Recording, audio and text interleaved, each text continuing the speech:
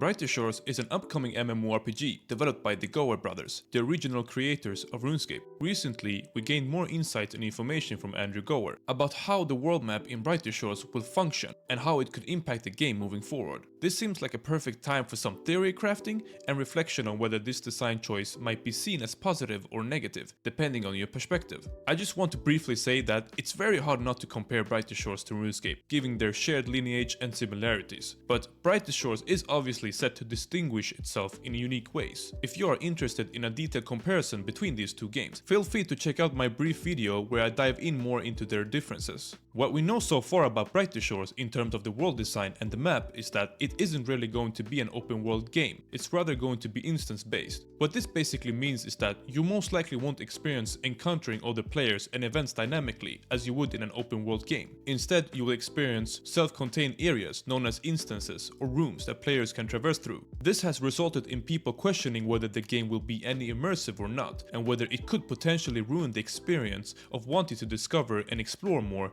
as you would in any other open world MMORPG. I'm just going to say that I'm always in favor of open world games, because nothing beats the freedom to go anywhere and just do anything you want. I've always appreciated this aspect as it offers more opportunities for discovery and exploration. My favorite games happen to do these things very well, which is RuneScape and World of Warcraft, and I have played the shit out of these games, I must say. Therefore, I can understand the concern that an instance-based design might break immersion, as being able to see every room be segmented into tiles with blank spaces or fog of war around the rooms might not engage players in the same way as an open world MMORPG would. But I believe Brighter Shores can still provide that same sense of discovery and exploration. The videos shared by Andrew Gower suggest a strong element of discoverability, as you never know what you may find around the next corner when you traverse from one place to another. Each room could serve specific purposes that help your character grow, from monsters dropping rare items to discovering profession-specific resources like mining ores or finding PvP-enabled rooms for that matter.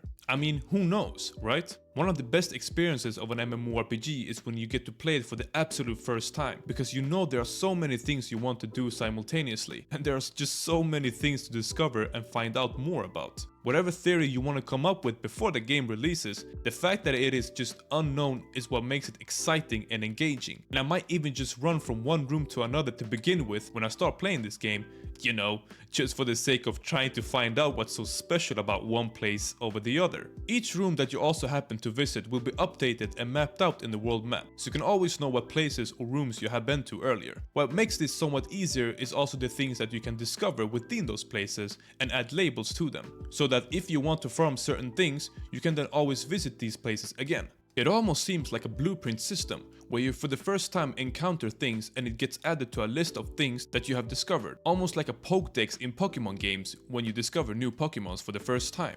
Now, one thing that I could potentially find tedious or annoying if there is a lot of things to discover in one room is the fact that you have to click on the things that you discover in order to recognize it as a blueprint or to confirm that you have actually discovered a new thing. And not just once, but twice.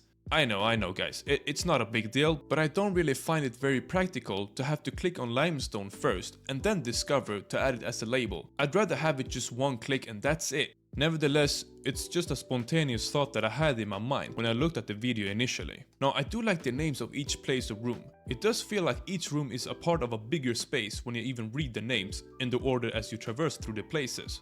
I also like the fact that each room will have a question mark in the world map, which tells you that you have yet to discover more in that area, or if you have just forgotten to discover something if you went past it. But I also wonder whether this will have you looking at the world map all the time. And my guess is that is the case if you are able to resize the map to your own liking and have it anywhere you want, which is pretty cool. One last thing I want to mention about this specific update is that it seems like you need to be specific to where you are clicking in order to traverse from one room to another. If you look at this where Andrew is trying to click here, it seems like if you don't click on the arrow specifically, it then won't register it and allow you to go there. And I hope this is something that could get fixed, as it should just allow you to go there anyways. Again, it's not a big deal for me personally, but I believe these small things can improve the overall experience for players in a setting where you're expected to move a lot from one room to another. That's it, fellas. Let me know what positives or negatives you find from this. Make sure to like the video if you liked it, and if you would like to see more content about Brighter Shores, make sure to subscribe for more. Have a good day, folks.